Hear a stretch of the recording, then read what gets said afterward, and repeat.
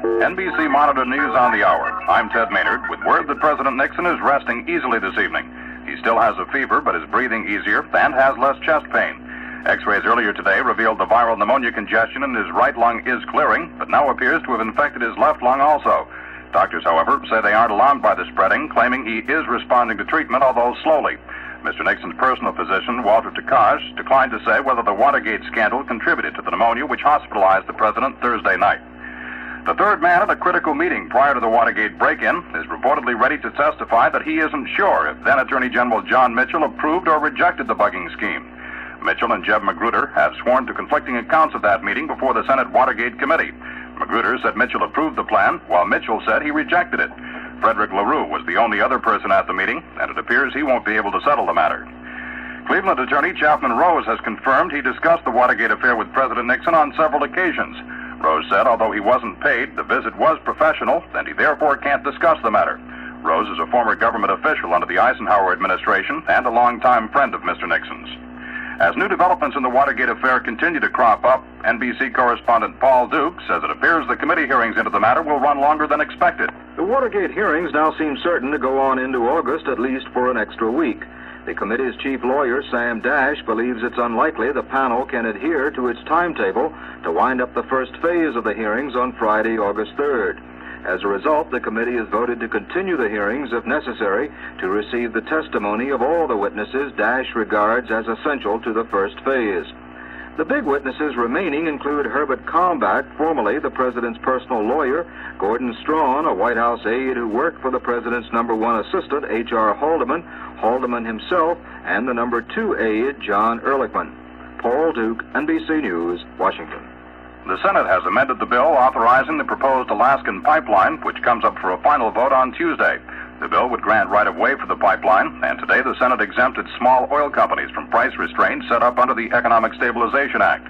It also set up rules governing tankers carrying the oil from Alaska to the West Coast. Senate Democratic leader Mike Mansfield today called William Rogers the best Secretary of State during his 36-year career in Washington. Mansfield commented in response to a report Rogers will soon be replaced by Henry Kissinger, adding he hopes the report's not true. Rogers, the White House, and the State Department have all declined to comment on the report. Federal Judge John Fulham has approved petitions by 14 railroads to join in the reorganization of the bankrupt Penn Central, the nation's largest rail carrier. All 14 corporations are controlled either directly or indirectly by the Penn Central. The bankrupt railroads due to begin liquidation October 31st unless massive federal aid isn't received by October 1st. The Viet Cong today charged the South Vietnamese Sheldon area northeast of Saigon, where 2 Canadian peacekeeping team officers were to be released. The repatriation has been rescheduled for tomorrow.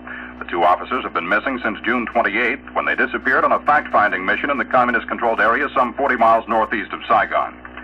3 more Roman Catholic protesters were arrested today when they knelt outside the White House to pray for an end to the bombing in Cambodia. The 3 were arrested by White House police and charged with unlawful entry, bringing to 25 the number of demonstrators arrested since July 6th. In Cambodia, American warplanes today bombed communist positions north and south of Phnom Penh again. The bombing raids were trying to destroy military hardware left behind by government troops when they retreated under heavy rebel attacks last week. The government evacuation moved the southern defense perimeter to within 10 miles of the Cambodian capital. In Peking, exiled Cambodian Prince Sihanouk is said to have rejected the 6-point peace plan of Premier Lon Nol. A boat owned by singer Frank Sinatra caught on fire off the California coast this afternoon and had to be evacuated. A Coast Guard spokesman at Long Beach tells WNBC News. The Coast Guard cutter Point Evans has towed the fire-damaged 85-foot yacht Christina to Catalina Harbor on the west side of Catalina Island. 6 persons on board the Christina were rescued by the 45-foot motor sailor Canopus, who was in the area and observed the fire and went to their assistance. It was estimated that damage to the boat was $250,000. The Coast Guard says Sinatra was not on board the yacht at the time of the fire. Canadian authorities are trying to decide what to do about a bomb sitting on the bottom of Richelieu River near Lake Champlain in Quebec. Nobody knows where the bomb came from or how it will be raised. Divers say it's long and thin, like the kind carried on warplanes. Local residents believe planes flying from a nearby Air Force base may have dropped it accidentally. An East German jet fighter penetrated in West German airspace today in apparent pursuit of a West German private plane which strayed over East German territory. In driving back the light plane, the East German fighter went a little over 9 miles into West Germany. The private plane and its 2 occupants landed safely. The hour's lead story, even though the viral pneumonia which hospitalized President Nixon Thursday night has spread into both lungs, doctors say he's resting comfortably this evening. He's breathing easier and has less chest pain. Ted Maynard, NBC News.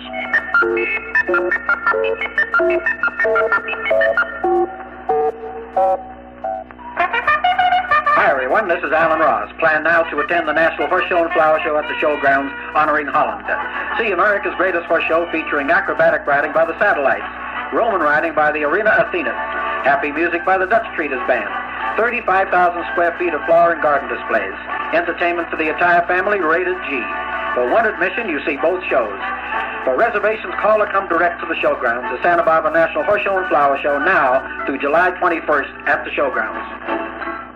Here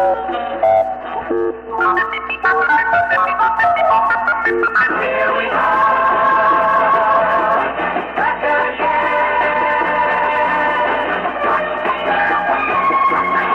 Yeah, we are. Hello, everybody. I'm Dan Daniel from Monitor 73 with a message about a basic human right, the right to read. Even today, there are some boys and girls who don't have any books. They can't read about new things, faraway places, and mind-developing ideas. Most important, they'll never develop a real interest in reading. RIF, R-I-F, RIF, the National Reading is Fundamental program, gives these kids exciting new books for keeps. Find out how you can help. Write RIF, R-I-F, Smithsonian Institute, Washington, D.C., 20560. Where is that man anyway? You think he'll ever show up? She's 41 years old, carrying around a suitcase her daddy still calls her baby. That's Helen Reddy with Delta Dawn. Sounds like it might be the plot of a Tennessee Williams play set to music. Next, Monitor Sports with Joe Garagiola. A look at some of the difficulties faced by a sports official in Italy. Concetto Lobello has a problem. Concetto Lobello has several problems. Now, I recognize there might be one or two of you out there who never heard of Concetto Lobello. But take my word for it, he's a big man, and he's a big man with problems.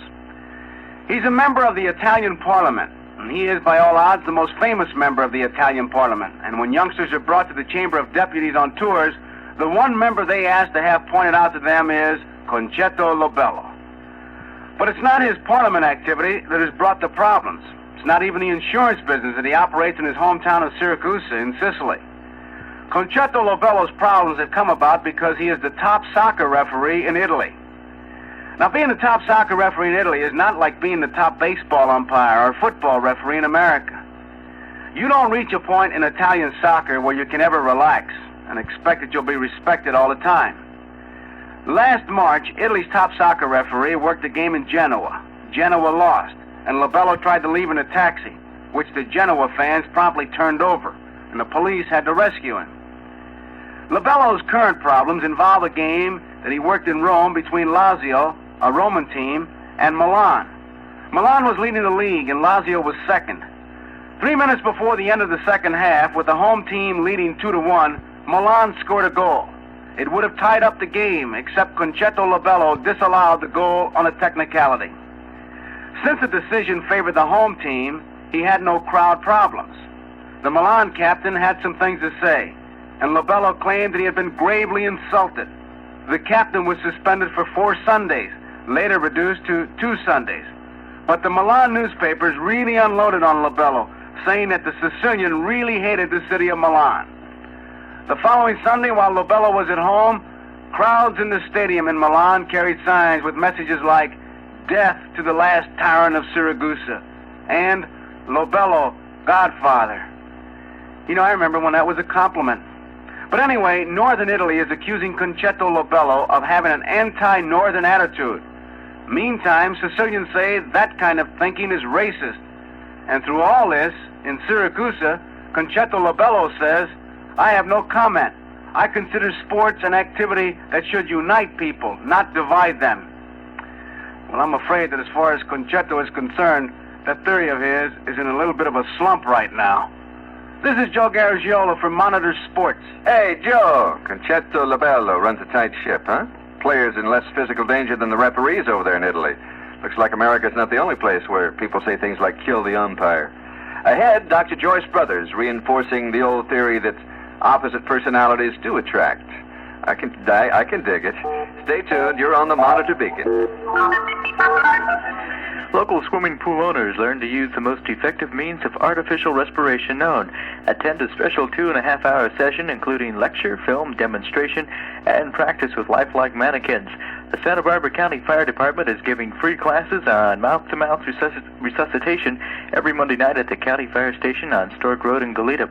Call to reserve a place in Monday night's class. The number is 964-6807. How'd you do? Dan Daniel again from Monitor 73 here in New York City.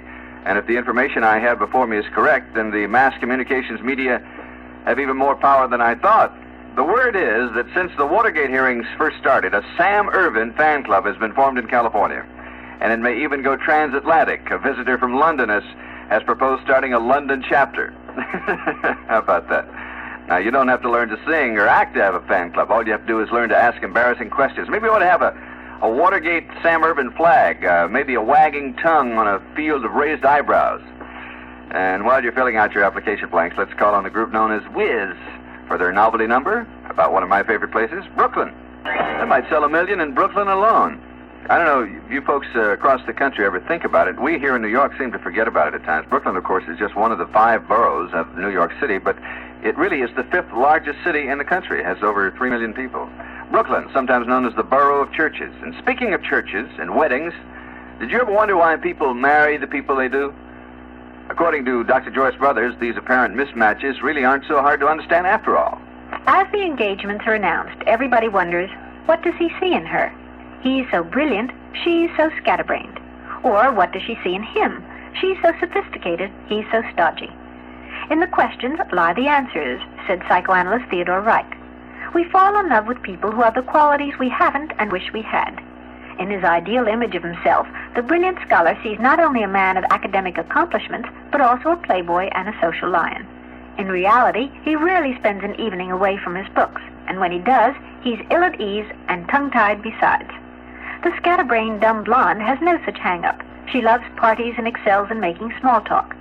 Little would anyone guess that she has always harbored a secret envy of intellectuals. So when she first meets the brilliant scholar, she's envious of him, said Dr. Reich. Even hostile, feeling that he'll despise her for the intelligence she doesn't have. And he returns these anti-love feelings. He envies her social ease and begrudges her gaiety. But these things happen in the subconscious. Before anyone can become aware of them, a change occurs. He sees that by possessing her, he can possess the attributes he admires in her and lacks in himself. And she makes the same discovery about him. Envy and hostility are banished, and love takes their place. Love lasts if the image of each that the other has formed isn't too far removed from reality. If the scholar doesn't ask too much, he'll be happily completed by his social butterfly. Making her his own, he'll finally shine socially whenever she does so. Grateful for this, he won't ask her to understand his intellectual strivings as long as she listens to him adoringly. She, on her part, will be happy to do this if her image of her intellectual has not demanded an Einstein. She'll listen to his lectures, ideas, and papers as proudly as if they were her own, which indeed she feels they are now that she's made him her own. And that, said Dr. Reich, is the story of love. It lasts not because two can live as cheaply as one, but because two can live more completely than one. This is Dr. Joyce Brothers for Monitor. Thank you, Doctor. No matter how well matched a couple seem to be, there's always at least one person who thinks they aren't, and that's a mother-in-law. Now, still on the subject of romance, here's music by Looking Glass, Jimmy Loves Mary Ann. Subtitle, Mary Ann Tolerates Jimmy. Jimmy loves Mary Ann, and here's something you'll love. X, minus, 1, 1, 1.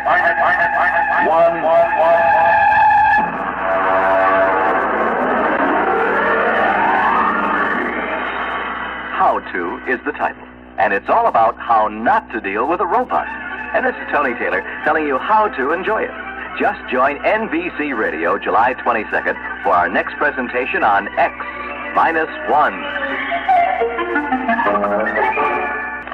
Isn't that fantastic? That's Deodato, and that is 2001. I don't know if you saw the movie 2001 or not. Richard Strauss's music, of course, is just fantastic, but Deodato, the way he does it. I'm Dan Daniel. More of Monitor 73 upcoming.